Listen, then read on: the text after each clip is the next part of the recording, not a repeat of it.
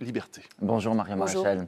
Sur TF1 hier soir, Marine Le Pen a dénoncé une décision politique après sa condamnation pour détournement de fonds publics. Elle a d'ailleurs quitté la salle d'audience hier matin, avant même la fin du jugement.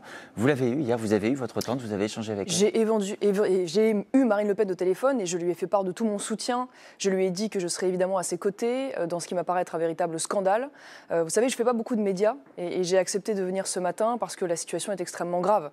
Ce qui se passe est non seulement une honte pour notre justice, mais aussi une honte pour nos institutions démocratiques et une honte pour l'image de la France à l'étranger. Ça a d'ailleurs suscité beaucoup de réactions parce qu'à travers Marine Le Pen, ça n'est pas simplement... Le Kremlin, Donald Trump, Elon Musk, pas n'importe quelle réaction. Ça n'est pas simplement une femme qui est empêchée de se présenter, ce sont des millions de Français qui sont interdits de pouvoir choisir leur candidate favorite et ainsi, à travers elle, de choisir leur destin. Mais Marion Maréchal, c'est donc quelque chose d'extrêmement grave qui devrait entièrement nous mobiliser. Ça justifie, comme on le voit sur les réseaux sociaux depuis plusieurs heures, des menaces contre les juges qui ont condamné Marine Le Pen. Le garde des Sceaux, Gérald Darmanin, dit qu'elles sont inacceptables et préoccupantes. Est-ce que vous condamnez ces menaces ? Monsieur Gindre, évidemment, il est hors de question que l'on puisse tolérer des menaces, qu'elles soient verbales ou physiques, à l'encontre des magistrats. En revanche, cette situation marginale de quelques-uns ne doit pas nous interdire de critiquer une décision de justice. Parce que permettez-moi de dire que cette décision, elle s'inscrit quand même dans une lente trajectoire extrêmement inquiétante où on voit une élite, disons-le, et des juges de gauche s'autoriser, une attitude de plus en plus scandaleuse. Quand on se rappelle la décision de l'Arcom vis-à-vis de C8, quand on voit aujourd'hui la dérive après du Conseil plus d'une trentaine de mises en garde, même si on n'est pas là pour débattre de l'Arcom. Et du Conseil d'État qui aboutit régulièrement à bloquer des pans entiers de lois votées par le Parlement souverain ou même d'interdire le recours au référendum. Et aujourd'hui, on a le sentiment que ce sont les juges les coupables. Est-ce que vous nous dites les coupables ce matin, ce sont les juges? Même Marine Le Pen hier soir sur TF1, elle parle de régime autoritaire, d'un état de droit violé. On inverse les choses. Excusez-moi, mais cette magistrate n'était pas du tout obligée d'interdire le recours à l'appel auquel n'importe quel justiciable normalement a le droit. C'est-à-dire qu'aujourd'hui, Marine Le Pen est, à l'heure où nous parlons, interdite de se présenter à l'élection présidentielle sans possibilité de recours dans une affaire qui, je le rappelle, n'implique pas d'emploi fictif, de corruption ou d'enrichissement la juge n'était pas personnel. Obligée de le non, faire, elle n'était en aucun cas obligée. Mais elle applique une loi qui existe. Elle applique une loi qui existe. Elle a pris la décision d'interdire à Marine Le Pen de pouvoir se présenter sans recours possible, alors même qu'il n'y avait une fois de plus aucune obligation.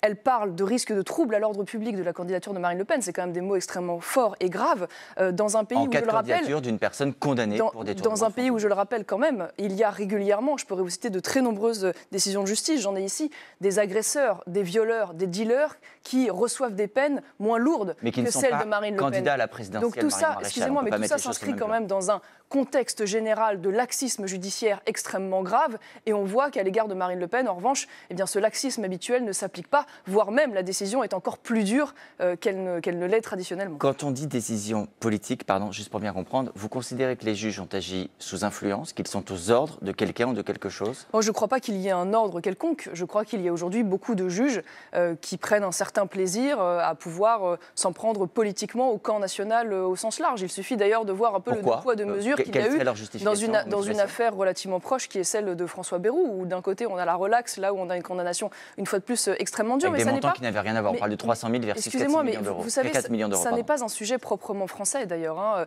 Ce qui s'est passé en Roumanie récemment avec l'interdiction par la Cour constitutionnelle de la candidature du candidat, une fois de plus là encore, le mieux placé. Le sujet du gouvernement des juges, on le voit en Italie avec les poursuites qui avaient été opérées à l'époque contre Matteo Salvini par un certain nombre de juges également.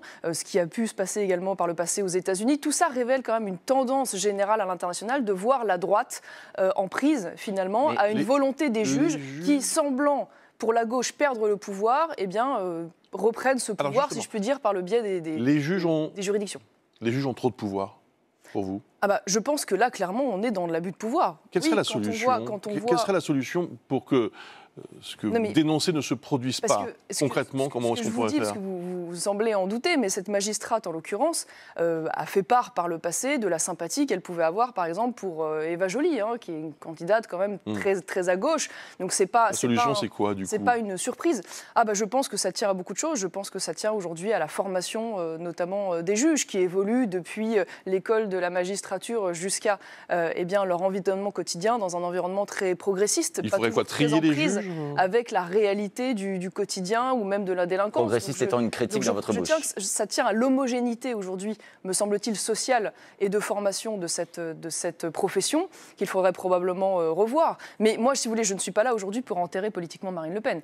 Je suis là pour, au contraire, être à ses côtés dans la résistance qu'elle amorce. Vous avez signé la pétition que le RN lance ? Et dans l'espoir, oui, bien sûr. Et dans l'espoir, évidemment. Ça va servir à quoi ? Et dans l'espoir, évidemment, mobiliser les gens, faire part publiquement de l'indignation et de l'émotion immense aujourd'hui qui est celle des électeurs du Rassemblement national, mais pas seulement. En effet, demander. Ça sert à ça, ça sert à faire pression. Demander solennellement à ce que, en effet, l'appel puisse intervenir rapidement, puisque si cet appel est tardif, évidemment, il interdira à Marine Le Pen, de fait, de pouvoir se présenter. Et puis, en appeler peut-être aussi au Parlement pour qu'il s'empare de nouveau de cette fameuse loi Sapin 2 que je n'avais pas, moi, votée à l'époque, pour mettre fin à Vous êtes abstenu en première lecture et vous avez voté contre en lecture définitive.